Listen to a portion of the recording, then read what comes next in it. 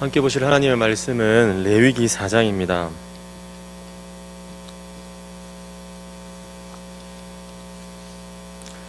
레위기 4장 1절부터 12절까지의 내용이지만 우리 오늘 4장 6절 말씀 한 절만 읽고 이 말씀 나누도록 하겠습니다. 레위기 4장 6절 말씀 한 절만 읽겠습니다. 구약성경 149페이지에 있습니다. 우리 한 절 말씀이니까요, 우리 한 목소리로 크게 읽도록 하겠습니다. 6절 말씀. 그 제사장 시작.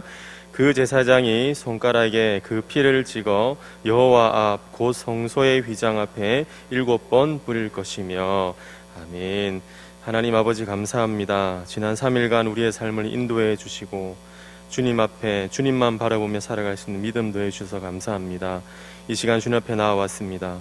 말씀으로 은혜 받고 위로받게 하시고 힘을 내어서 남은 3일도 믿음으로 살아갈 수 있는 그런 결단과 다짐을 할 수 있는 귀한 시간 될 수 있도록 하나님 은혜 베풀어 주시옵소서. 감사합니다. 살아계신 예수님의 이름으로 기도합니다. 아멘. 우리 앞뒤 좌우로 이렇게 인사하겠습니다. 가정에서는 사랑하는 가족들과 인사하시고 현장에서는 우리 앞뒤 좌우로 이렇게 인사하겠습니다. 표대를 향하여 이렇게 2번씩 인사하겠습니다. 시작. 표대를 향하여, 표대를 향하여 이렇게 달려가면 좋겠습니다. 사랑하는 성도 여러분, 우리가 지난번까지 속죄제와 관련해서 2번의 말씀을 나누었습니다.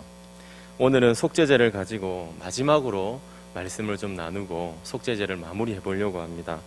오늘 말씀을 통해서 속죄제가 가지고 있는 의미와 그것이 드러내는 우리 주님의 크신 사랑을 깊이 깨닫는 그런 한 시간 되기를 바랍니다. 자, 지금까지 속죄제에 대해서 다루었던 것들을 어떤 것이 있었는지를 좀 굵직한 것들만 좀 먼저 나누고 오늘 말씀을 보려고 합니다. 첫째로 여러분, 속죄제는 일반 제사가 아니었고 특수제사, 비자발적인 제사였다 제가 말씀을 드렸습니다. 자발적으로 제사를 드리려고 하지 않는 우리의 완악한 마음을 속죄제를 통해서 우리는 볼 수 있었습니다. 두 번째로 번제와의 차이를 나누었습니다. 가장 큰 차이는 피의 이 사용에 있었고, 피를 다양하게 사용하는 이유는 이 피가 죄를 씻는 유일한 약품이었다. 그렇게 말씀을 드리면서 죄는 오염이라 청소를 해야 하는 것인데 피가 그 오염을 깨끗하게 청소할 수 있었다. 그렇게 말씀을 드렸습니다. 세 번째로 죄의 오염은 굉장히 끔찍한 것이어서 거룩과 예배와 기도를 막아버리는 그런 일들을 하게 된다 말씀을 드렸고, 특별히 신분의 고하에 따른 차이가 있어서 제사장의 죄와 온 이스라엘의 회중의 죄의 무게가 같다.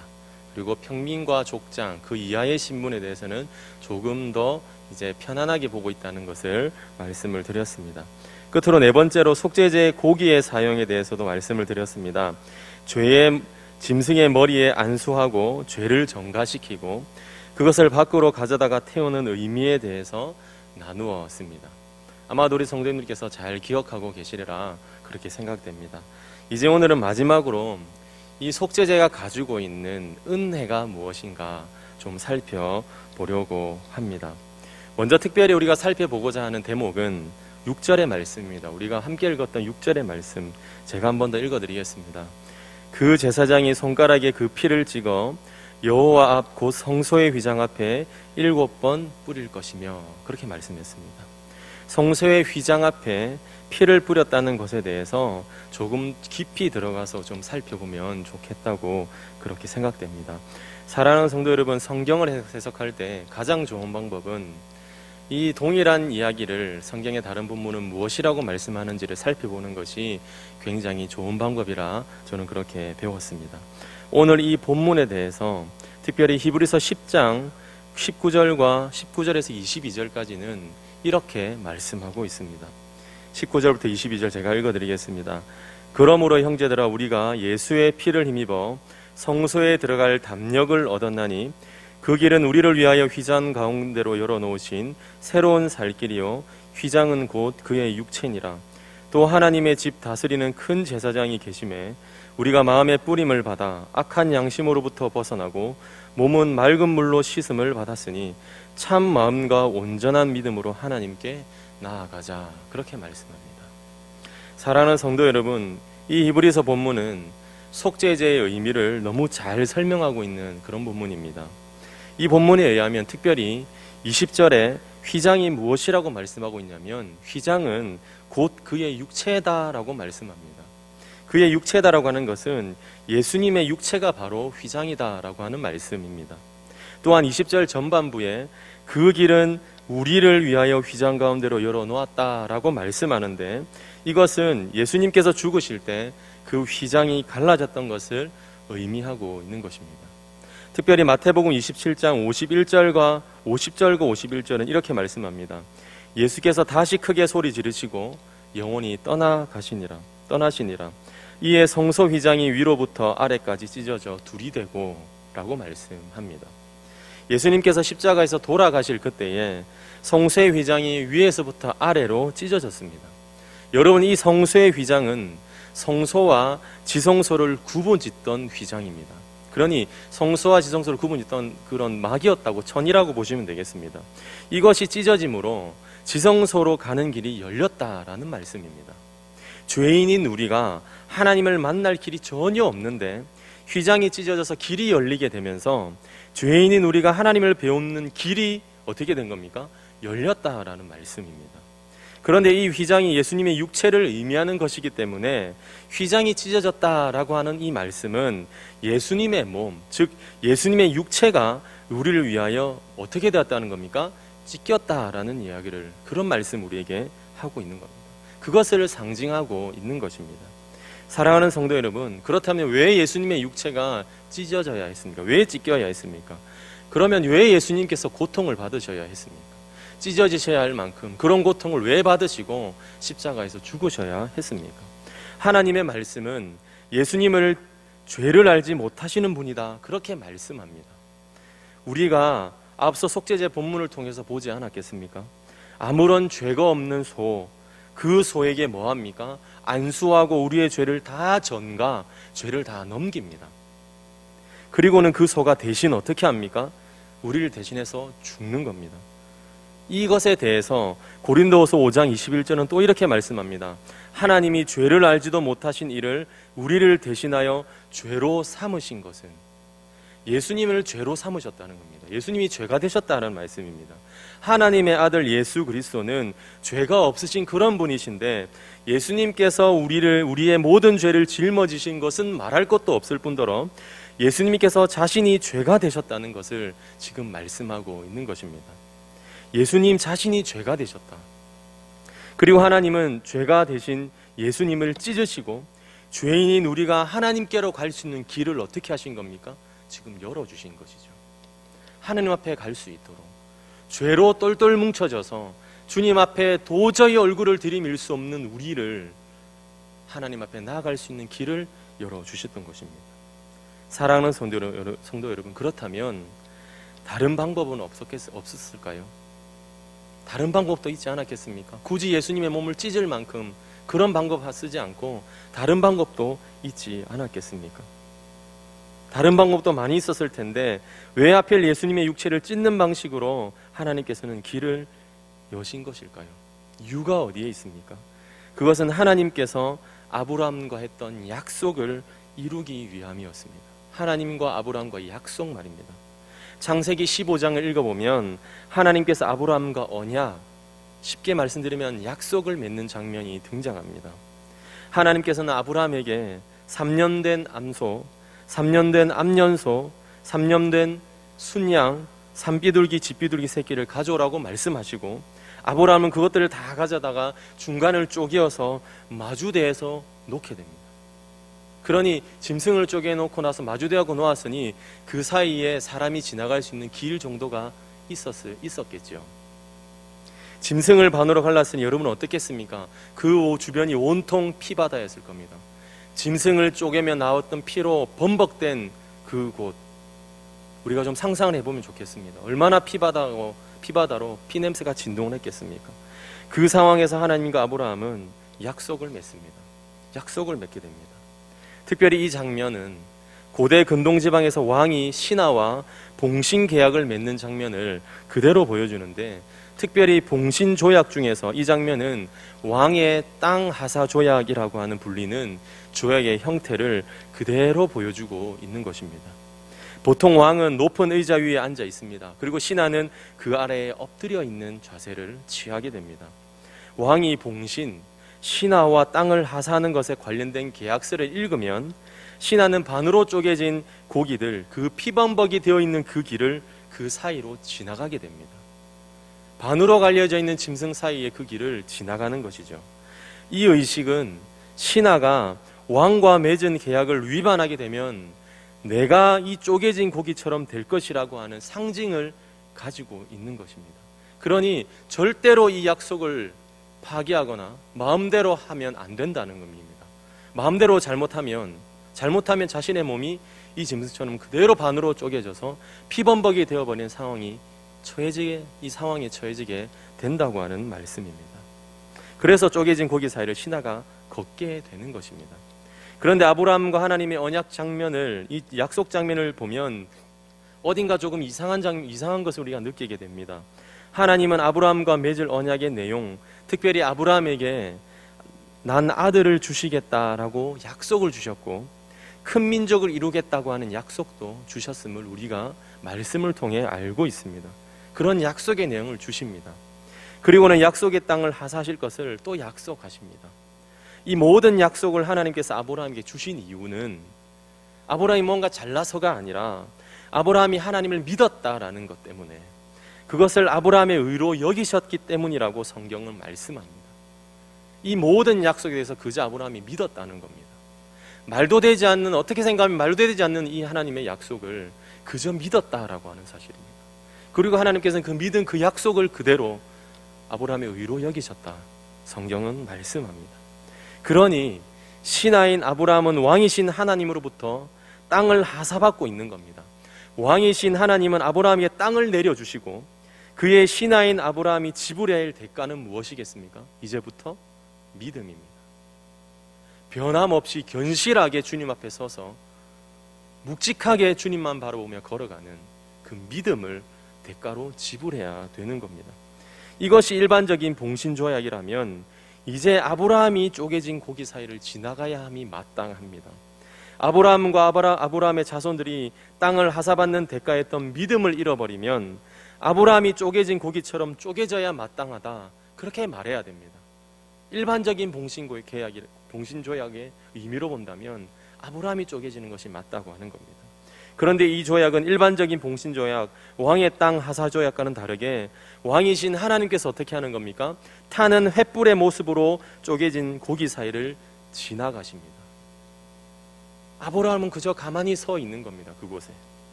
이게 어떻게 되는 겁니까? 아브라함과 그의 후손이 하나님께 지불해야 할 대가인 믿음을 올바로 지불하지 않으면, 다시 말해서 오늘날 믿음 가운데 살아가는 우리들의 삶이 믿음으로 올바르게 살지 않으면, 이 당시에 이 아브라함과 모든 후손들이 믿음 가운데 살지 않으면 쪼개지게 되는데, 누가 쪼개지냐면 원래는 아브라함이 쪼개져야 마땅한데 쪼개진 고기 사이를 하나님께서 지나가셨기 때문에 하나님께서 쪼개지게 되시는 겁니다. 아브라함의 후손이 이스라엘 백성은 하나님 앞에 그들이 바르게 지불해야 될 믿음을 온전하게 지불했겠습니까? 우리가 성경을 보면 알듯이 언제나 원망하고 언제나 주님을 향해서 손가락질하고 하늘을 향해서 고개를 빳빳이 터들고 목이 곧은 백성이어서 하나님의 말씀대로 살지 않은 우리의 모습을 자주 보았다는 겁니다. 믿음을 온전하게 지불하지 못한 그들의 모습이 성경에 기록되어 있고 어쩌면 오늘을 살아가는 우리의 삶에도 그것이 있더라는 겁니다. 늘 우상을 섬기고 하나님의 마음을 아프게 했던 지난날의 그들의 모습, 오늘을 살아가는 우리의 모습이라는 거죠. 그토록 많은 선지자들이 눈물로 돌이키라고 아무리 말을 해도 돌이키지 않습니다. 사사시대는 그 사사시대를 일컬어서 왕이 없어서 자기 소견에 옳은 대로 말한다 할 정도로 자기들 마음대로 행했던 시대가 바로 그들의 시대였고 지난날 우리의 모습이었다는 겁니다. 하나님께서는 아브라함과 맺으신 그 언약의 결과로 쪼개진 고기 사이를 지나가시듯 쪼개지신 겁니다. 하나님이신 우리의 예수 그리스도께서 그렇게 쪼개지신 겁니다. 사랑하는 성도 여러분, 이것입니다. 바로 이것입니다. 휘장이 쪼개진 이유가 바로 여기에 있는 것입니다. 예수님의 육체가 쪼개지고 찢긴 이유가 바로 여기에 있는 겁니다. 하나님께서 신실하게 아브라함과 했던 약속을 뭐 하신 겁니까? 지켜주신 겁니다. 하나님께서 이 약속을 지키지 않으셨다고 한다면 우리는 지금 오늘날 이 자리에 앉아 있을 수 없는 사람들입니다. 하나님께서 신실하게 아브라함과 했던 약속을 지켜주셨습니다. 아브라함과 그의 후손들의 불신앙과 믿음 없음을 보시고 하나님께서 몸소 반으로 쪼개지고 찢기신 사건이 바로 우리가 알고 있는 십자가 사건이라고 하는 사실입니다. 속죄제가 우리에게 주고 있는 은혜의 첫 번째는 바로 이 사실입니다. 주님께서 우리를 위해서 신실하게 약속을 이행해 주시고 우리를 위해서 쪼개지시고 찢기셨다는 겁니다. 다음으로 속죄제의 영적인 의미에 대해서 은혜는 히브리서 10장 22절은 이렇게 말씀했습니다. 우리가 마음에 뿌림을 받아라고 했습니다. 우리의 마음에 뭘 뿌려야 된다는 것이겠습니까? 휘장 앞에 피를 뿌렸듯이 바르고 또 뿌리고 붓고 했던 것처럼 우리의 마음에 피, 곧 예수 그리스도의 보혈을 뿌리라라고 말씀하는 겁니다. 사랑하는 성도 여러분, 예수님께서 십자가 위에서 찢겨질 것에 대한 예표로 속죄제에서 휘장 앞에 피를 뿌렸습니다. 그렇다면 마음에 피를 뿌리라는 것은 무엇이겠습니까? 예수님의 육체이신 휘장이 찢겨졌던 것처럼 우리의 마음을 뭐 하라는 겁니까? 우리의 마음도 찢으라는 겁니다. 우리의 마음을 찢어내라는 겁니다. 이처럼 우리의 마음을 찢는다는 것은 악한 양심으로부터 벗어나는 일입니다. 우리의 마음을 다 경작하는 겁니다. 딱딱하게 굳어있는 밭을 계속해서 파헤치고 파헤쳐서 딱딱하지 않는 흙으로, 부드러운 흙으로 만들어서 거기에 이제 비로소 씨앗을 심듯이 악한 마음으로부터 벗어나서 찢겨낼 수 있도록 그렇게 하라는 겁니다. 생각해 보시기 바랍니다. 성세 휘장에 피를 뿌리는 이유는 휘장이 죄로 오염되어 있습니다. 우리는 앞서 이 부분을 예수님께서 죄가 되셨다라고 제가 표현을 드렸습니다. 그리고 그 휘장은 찢겨졌습니다.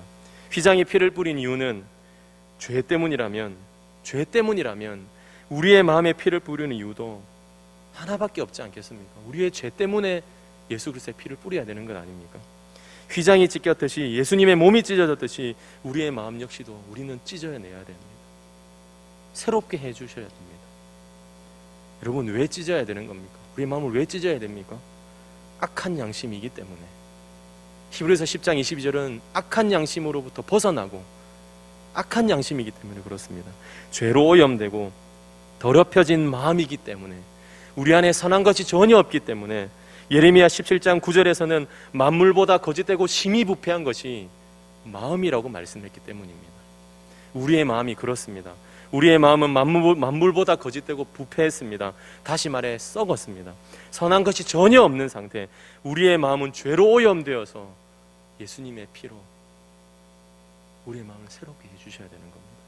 그래서 우리의 마음에 피를 뿌려야 한다고 말씀했습니다. 그리고 휘장이 찢겨듯이 우리의 마음을 찢어야 된다, 그렇게 지금 말씀하고 있는 것입니다. 사랑하는 성도 여러분, 이것이 복음의 시작 아니겠습니까? 이것이 속죄제를 드리면서 우리가 받게 되는 은혜, 그것 아니겠습니까? 나의 마음의 악함을 보고 내 마음에 도무지 선한 것이 없음을 알게 되는 것. 우리가 자주 불렀던 CCM 찬양 가사 가운데 보소서 주님, 나의 마음을 선한 것 하나 없습니다 라고 찬양하는 것처럼 아무것도 우리에게 남은 것이 없는 것입니다. 죄가 가득하고 악이 가득하다는 것을 믿음의 눈으로 보고 그것을 보면서 내가 자각하고 알게 되고 주님 앞에 엎드려서 내 마음을 찢게 되는 그것, 이것이 바로 예수 믿는 일의 시작, 복음의 시작인 것입니다. 우리 예수님께서 마태복음 5장 산상수훈을 시작하실 때 5장 3절에 보면 마음이 가난한 자는 복이 있다라고 말씀하시면서 천국이 저들의 것이다 라고 말씀합니다. 세상은 가난한 것을 복이라고 절대로 말하지 않습니다. 좋은 집에서 살고 좋은 차를 타고 떵떵거리면서 돈이 부유하게 사는 사람, 직분이 좋은 사람, 직책이 좋은 사람을 향해서 복받았다 말하지, 절대로 가난한 사람을 향해서 복받았다고 말하지 않습니다. 그런데 우리 주님께서는 마음이 가난한 것이 복이다 라고 분명하게 말씀하십니다. 마음이 가난하다는 것이 여러분 무엇이겠습니까? 하나님 앞에서 도무지 내어놓을 것이 없어서 하나님 앞에 자랑할 것이 도무지 없기 때문에 그래서 가난하다는 것. 자신이 이렇게 가난하다. 오늘 말씀대로라면 악한 양심밖에 없고 선한 것이 없는 내 마음의 가난함을 보기 때문에, 그래서 주님을 바라볼 수밖에 없기 때문에, 그러니 그 사람의 삶은, 그 가난한 사람은 복이 있다라고 주님 말씀하는 것입니다. 예수님께서 마음이 가난한 자가 복이 있다라고 말씀하신 이후에 4절에 가면 애통하는 자가 복이 있다고 또 말씀합니다. 슬피 우는 것이 애통이지요. 왜 슬피 울어야 되는 겁니까? 앞서 말씀드렸던 것처럼 하나님 앞에 내어놓을 것이 없는 나 자신을 보니 어떻습니까? 눈물이 나고 가슴이 답답하고 애통한 겁니다. 내 모습을 보고 나니 너무 마음이 힘든 겁니다. 그런 사람을 주님 복이 있다고 말씀하십니다. 악한 내 양심을 보고 하나님 앞에 호소할 수 있는 것이 눈물밖에 없는 것. 주님, 나를 떠나 주십시오. 나는 주님 앞에 내어놓을 것이 도저히 없습니다. 오라, 나는 공고한 자다. 이 사망의 몸에서 누가 나를 건져내겠습니까? 라고 애통하며 말할 수밖에 없는 것입니다. 우리는 속죄제를 살피면서 속죄제가 주는 은혜는 이런 것이라는 것을 우리 마음 가운데 되새길 필요가 있습니다. 주 안에 사랑하는 성도 여러분, 우리가 그런 자들입니다. 우리가 본디 그런 자들입니다. 그런데 이런 우리가 히브리서에서 말씀하는 것처럼 우리의 마음의 핏부림을 딱 받고 우리의 마음을 찢고 주님 앞에 가난함을 고백하고 애통하며 주님 앞에 나아가면 주님 어떻게 하실까요? 안 된다라고 말씀하지 않고 우리를 안아주시고 이리로 오라고 말씀하십니다. 그런 주님의 음성을 우리가 듣게 됩니다. 그래서 히브리서 기자는 감격에 겨워서 히브리서 10장 거기 속에서 말씀을 하고 있는 겁니다.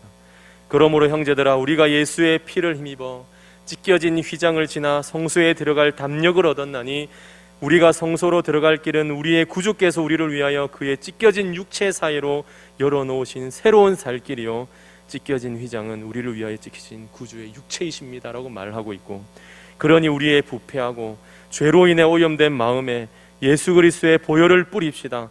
이스라엘 백성의 죄로 오염되었던 휘장에 피를 뿌려서 피로 그 죄를 깨끗하게 할 뿐만 아니라 휘장이신 예수 그리스도가 찢겨져 하나님께로 나아갈 길을 열었던 것처럼 우리도 우리의 마음에 예수님의 피를 뿌려서 악한 양심에서 벗어나 정결하게 되고 우리의 악한 마음을 찢어버리고 그 자리에 주님을 모셔드립시다.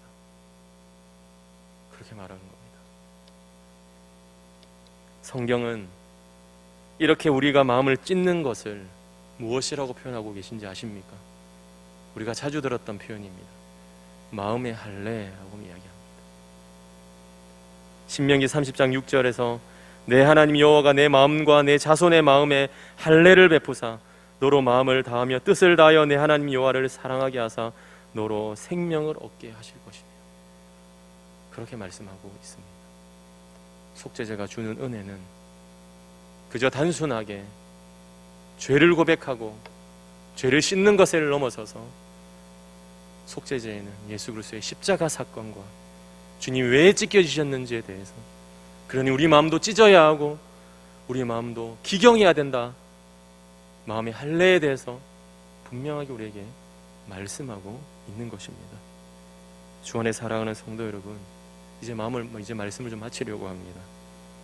우리가 이 속죄 제사를 온전히 깨달음을 통해서 우리는 참 마음과 온전한 믿음으로 하나님 앞에 설 수 있습니다. 우리가 어떻게 주님 앞에 설 수 있었는지에 대해서 우리가 마음속에 좀 제대로 좀 새겨볼 수 있습니다. 십자가 사건이 1년에 한 번 지나가는 고난주간이 그저 단순하게 지나갈 수 있는 주간이 아님을, 우리가 오늘 드리는 예배 요차도 그냥 나와서 예배 드릴 수 있는 것이 아님을, 비록 코로나 시기여서 우리가 어쩔 수 없어서 가정에서 영상으로 예배 드리고 우리가 선택을 할 수밖에 없는 이런 상황이 있지만, 그러나 이 예배라고 하는 것이 그냥 이렇게 우리가 쉽게 선택할 수 있는 것이 아니라는 것을 우리가 속죄제를 살피면서 우리 마음에 좀 담으면 좋겠습니다. 우리는 하나님 앞에 도무지 설 수 없는 죄인들임을 주님 앞에 고백하고 우리 마음에 보혈을 뿌림으로 나의 더러운 마음과 양심을 다 찢고 살아계신 하나님을 사랑하는 것으로 우리의 마음을 가득 채우게 되기를 원합니다. 부디 성동교의 모든 가족들의 마음 가운데에 하나님을 사랑하는 마음, 우리의 마음이 주님만을 바라보는 견실함이 있게 되기를 소원합니다. 저는 그렇게 되었으면 좋겠습니다. 다시 말씀드리지만 코로나 시기여서 우리가 어쩔 수 없이 우리가 예배를 선택할 수밖에 없고, 건강이라는 문제 때문에 너무 힘이 들기 때문에 가정에서 영상으로 예배 드릴 수밖에 없는 현실이지만, 그러나 예배는 이런 것이 아님을, 우리의 마음의 중심은 정말로 주님 앞에 참되게 딱 붙어서서 예배해야 되는 것임을 우리가 좀 마음에 새기면 참으로 좋겠습니다. 사랑하는 성도 여러분, 그렇게 다짐하시면서 오늘 남은 이 하루를 사시고 남은 3일간을 오직 믿음으로 다 사셔서 주님 앞에서 견실하게 살아드려서 주님의 마음을 시원하게 해드릴 수 있는 성도의 모든 가족들 되시기를 사랑하는 주님의 이름으로 기대하고 축복합니다. 기도하겠습니다. 사랑과 풍성하신 하나님 아버지, 감사합니다. 우리는 하나님 앞에서 도무지 설 수 없는 죄인들임을 하나님 아버지 주님 앞에 고백합니다. 우리 마음에 보혈을 뿌림으로 나의 더러운 마음과 양심을 찢어버리게 해주시고 주님만을 바라보는 견실함을 하나님 더하여 주시옵소서. 코로나 시기여서 어쩔 수 없이 예배당에 나오지 못하는 우리의 하나님 아버지 연약한 마음을 주님 돌아봐 주시고, 우리의 마음이 비록 영상으로 예배드린다 할지라도 우리가 진심으로 견실하게 그 자리에서 예배를 드리며 하나님의 얼굴을 배우는 우리들 될 수 있도록 하나님 인도하여 주시옵소서. 속죄제가 가지고 있는 은혜, 크신 은혜임을 우리가 알고 이 땅을 믿음으로 살아들여서 주님의 마음을 시원하게 드리는 우리들 될 수 있도록 하나님 인도하여 주시옵소서. 은혜에 감사드리며 예수님의 이름으로 기도합니다. 아멘.